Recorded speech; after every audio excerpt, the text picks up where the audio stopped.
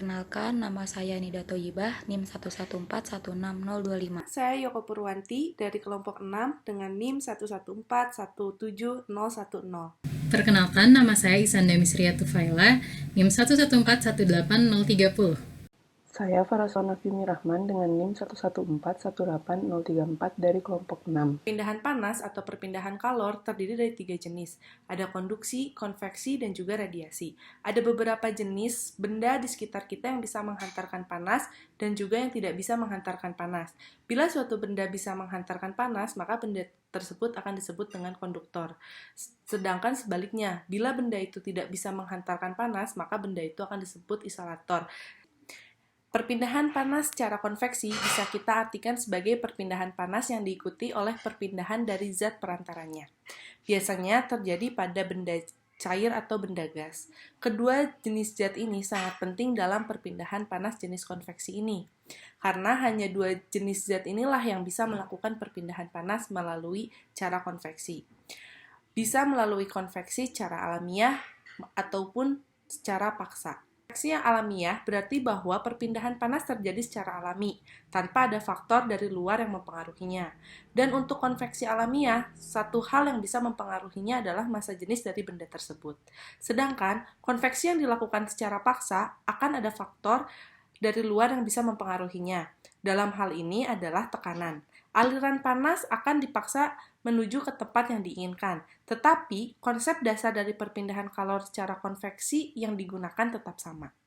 Tadi juga sudah dijelaskan bahwa konveksi paksa atau forced convection terjadi bila aliran fluida disebabkan oleh dari gaya luar.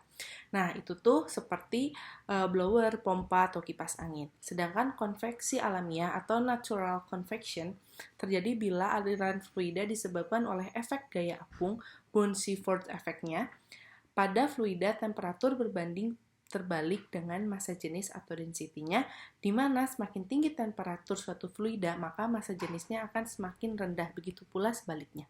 Melihat di slide berikutnya ada gambar. Proses konveksi, perpindahan kalor akibat perpindahannya partikel-partikel atau materi zat itu sendiri. Lalu kita bisa melihat di situ ada gambar dari kacang polong. Apa yang akan terjadi pada butiran kacang saat api akan dinyalakan? Nah, kacang hijau pada gambar yang di samping menggambarkan partikel-partikel air yang berpindah saat diberi kalor, sehingga akan terjadi perpindahan kalor. Proses perpindahan kalor secara konveksi ini hanya terjadi pada fluida. Lalu ada juga contoh 1.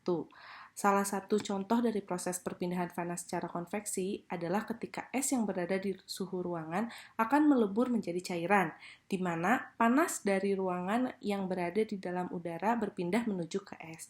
Es akan menerima panas sehingga membuatnya mencair. Suhu ruangan akan bergerak menuju es dengan perantara udara secara konveksi dan terjadilah perpindahan panas. Membahas tentang gambar 2.4. Bisa dilihat bahwa suatu fluida memiliki temperatur T yang bergerak ke kecepatan V di atas permukaan benda padat. Temperatur media padat lebih tinggi dari temperatur fluida, maka akan terjadi perpindahan panas secara konveksi dari benda padat ke fluida yang mengalir. Laju perpindahan panas secara konveksi dirumuskan melalui hukum pendinginan Newton atau Newton's Law of Cooling karena perpindahan panas secara konveksi menyebabkan terjadinya pendinginan dari benda yang awalnya panas menjadi dingin. Perpindahan panas konveksi secara hukum pendinginan Newton dapat dijelaskan dengan rumus seperti yang tertera di gambar, yaitu Q12 sama dengan H kali A dikalikan dengan T1 min T2, di mana Q12 ini merupakan pergerakan panas dari permukaan 1 ke yang 2, dan A sebagai luas normal terhadap pergerakan panas, dan T1 hingga min T2 sebagai perbedaan suhu antara permukaan dengan fluida, dan H merupakan koefisien dari perpindahan panas atau juga disebut sebagai koefisien film. Pada hukum Newton pendinginan, dinyatakan bahwa laju pendinginan berbanding lurus dengan perbedaan suhu benda dengan suhu udara, dengan penurunan suhu mengikuti kurva peluruhan, sehingga untuk mendapatkan koefisien konveksi suatu fluida dapat ditentukan melalui konstanta waktu peluruhannya. Koefisien konveksi atau H dapat dinyatakan dengan rumus sebagai berikut, yaitu H sama dengan Q per A kali delta T, yang merupakan fungsi dari geometri sistem, sifat fluida dan alirannya, dan besar dari delta T. Nilai koefisien perpindahan konveksi atau H selalu memasukkan efek dari konduksi dalam fluida dari bulk flow yang merupakan pergerakan gas atau cairan dari bertekanan tinggi ke bertekanan rendah karena adanya efek dari konduksi yang berbentuk random molecular effect selalu ada dan tidak dapat dihentikan baik dengan keberadaan bulk flow maupun tidak. Saya akan memberikan satu contoh kasus. Hitung fluks konveksi rata-rata tubuh yang terkena angin sepoi-sepoi dengan koefisien perpindahan panas sebesar 50 watt per meter kuadrat Kelvin pada permukaan kulit. Nah, di sini permukaan kulitnya itu tidak ditutupi oleh kain, jadi tidak ada barrier antara permukaan kulit dengan udara. Temperatur rata-rata permukaan kulit di sini diketahui 33 derajat Celcius dan temperatur udara di sekitarnya 20 derajat Celcius. Antara permukaan kulit dengan udara di sekitar. Nah, kasus ini disebut juga kasus convective heat loss from a human body. Hilangnya panas secara konveksi dari tubuh manusia. Jadi di sini itu arah flux dari tubuh ke udara sekitar terjadi akibat rumus yang tadi itu dan tidak dipengaruhi oleh faktor suhu tubuh lebih tinggi dari suhu udara sekitar gitu.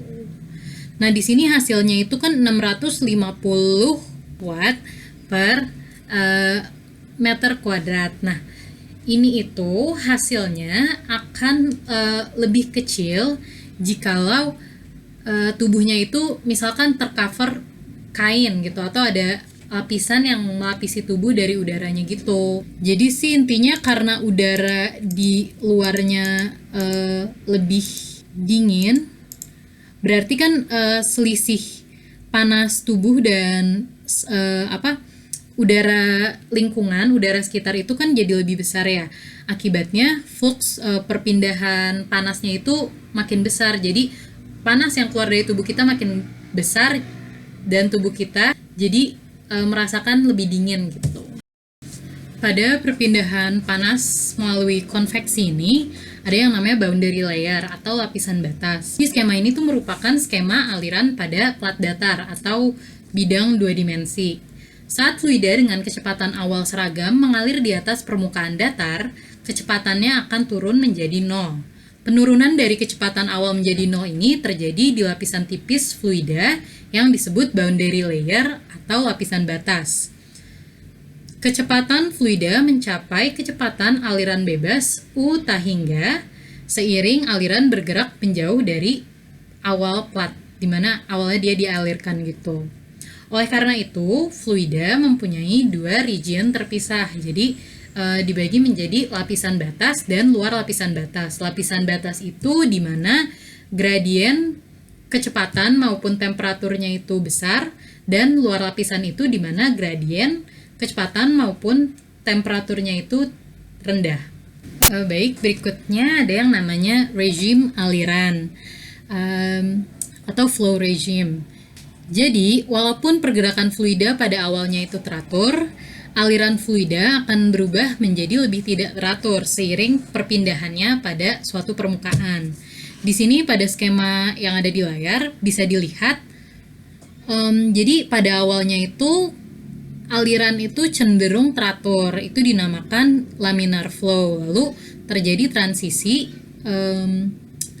dia itu sudah mulai tidak teratur sampai akhirnya pada turbulent flow, di mana alirannya itu sangat tidak teratur gitu. Nah, turbulensi ini berpengaruh terhadap perpindahan panas. Kenapa sih? Jadi, turbulensi ini meningkatkan laju perpindahan panas akibat pergerakannya yang lebih tidak teratur. Jadi, saat turbulent itu akan lebih banyak pergerakan yang mengakibatkan laju perpindahan panasnya meningkat. Membedakan perpindahan panas yang satu dengan yang lainnya adalah besaran fluksnya.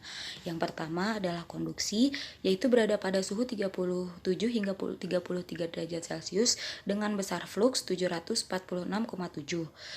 Sedangkan konveksi, yaitu berada pada suhu 33 derajat Celcius hingga 20 derajat Celcius dengan besaran fluks 650. Sedangkan radiasi berada pada suhu 33 hingga 20 derajat Celcius dengan besar fluks yaitu 79,44. Kesimpulannya adalah yang pertama, perpindahan panas dibagi menjadi 3 jenis, yaitu konduksi, konveksi, dan radiasi. Perpindahan panas secara konveksi merupakan perpindahan panas yang diikuti oleh perpindahan zat perantaranya. Oleh prosesnya itu bisa secara alami maupun dipaksa. Perpindahan panas konveksi menyebabkan terjadi pendinginan hingga laju perpindahan panas. Secara konveksi dapat dirumuskan melalui hukum pendinginan Newton atau Newton's law cooling. Jarak di mana kecepatan 99% dengan kecepatan aliran bebas akan menghasilkan lapisan tipis di atas permukaan datar yang disebut dengan boundary layer atau lapisan batas. Yang terakhir, rahim aliron merupakan pergerakan fluida yang awalnya teratur menjadi tidak teratur seiring dengan perpindahannya pada suatu permukaan yang disebut dengan turbulensi, sehingga akan meningkatkan laju perpindahan panas. Sekian.